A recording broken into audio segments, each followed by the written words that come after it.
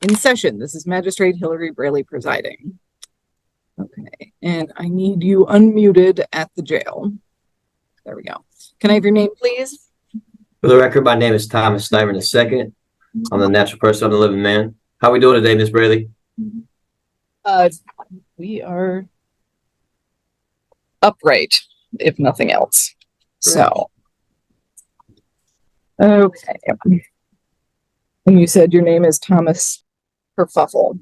So, No problem. Recalling case number 19S00472, that is the state of Michigan versus Thomas Ulrich Styron II, you said, and also calling 24W001025, that is the township of Ypsilanti, also versus Thomas Ulrich Styron. So state your name for the record. So, for the record, my name is Thomas Styron II. It is not the name you have attached to this case is not me. I believe that's a state created entity, Your Honor. Okay. And I'm not, me being a living person. I don't.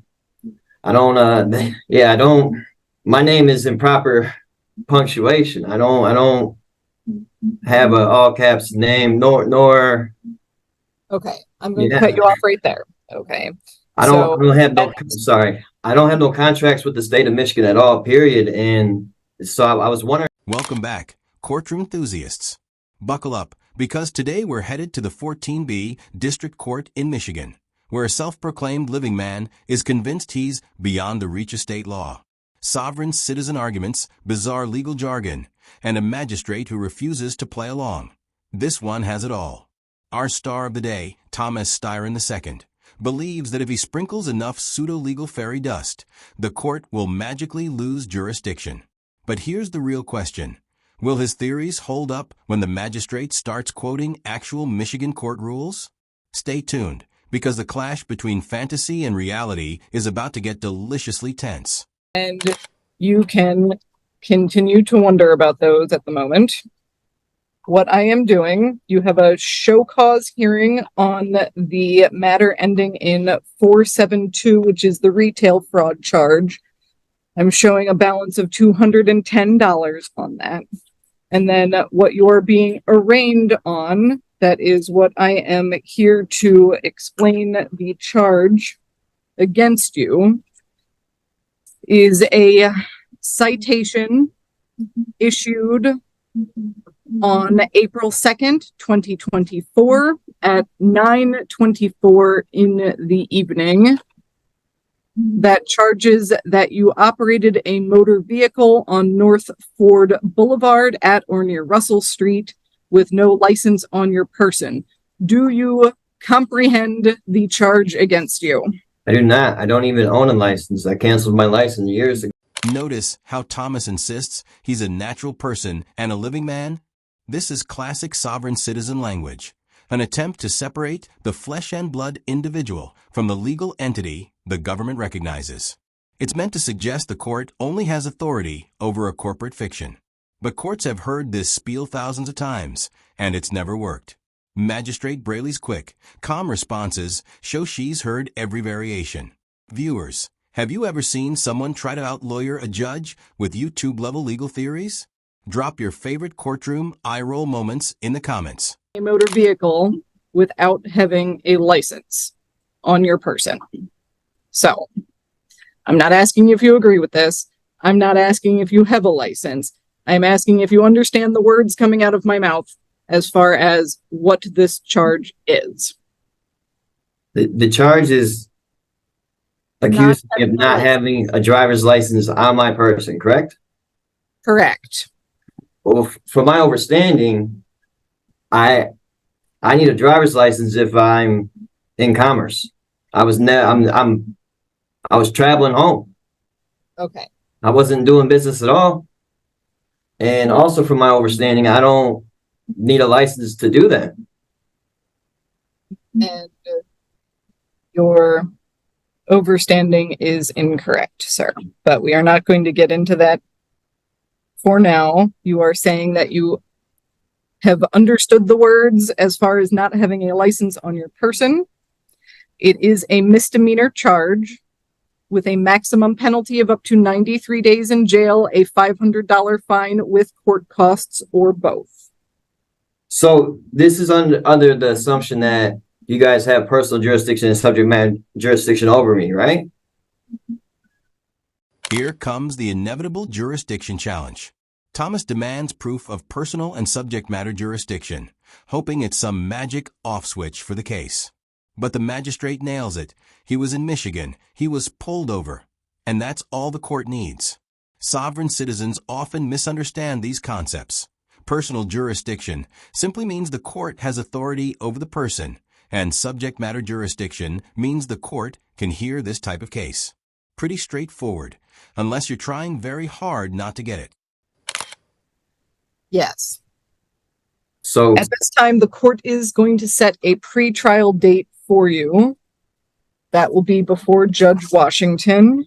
ma'am, can we prove the jurisdiction first before we go ahead with setting a trial for that entity or a pre-trial for that entity?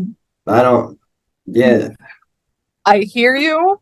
And at this point, you are appearing in front of the court. You have put your name on the record. And yes, we are setting a pre-trial date for you. I did put my name on the record, and my name that I put on the record is not the same name that you have attached to that. Listen to how Thomas redefines everyday words. He claims he doesn't need a license because he was traveling, not driving, unless he's engaged in commerce. This right to travel argument pops up constantly in sovereign circles. Reality check. In every state, operating a motor vehicle on public roads is considered driving, and you need a license. Period. The magistrate wisely avoids the rabbit hole. She just states the charge and moves on. Smart move. Would you have the patience to keep a straight face here? Which is going to be June 26th. So the documentation that I have published, recorded in with, excuse me, sorry. The documentation I have published and recorded on the record, on the state of Michigan record, that says what I just told you, that I'm not who you have, that I'm not the name you have attached to that case, that's, I need to bring that with me, is what you're saying? It being already recorded and on the state of Michigan records, is that good enough? Whatever documentation you have, Mhm. bring it with you to your pre-trial date. That is what I am telling you, yes. So.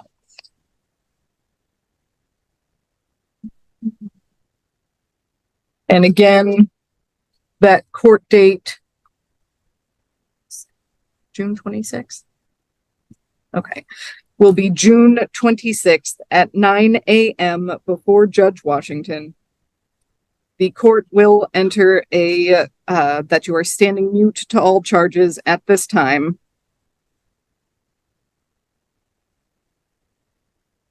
So we're just assuming jurisdiction though, correct? Yes. How?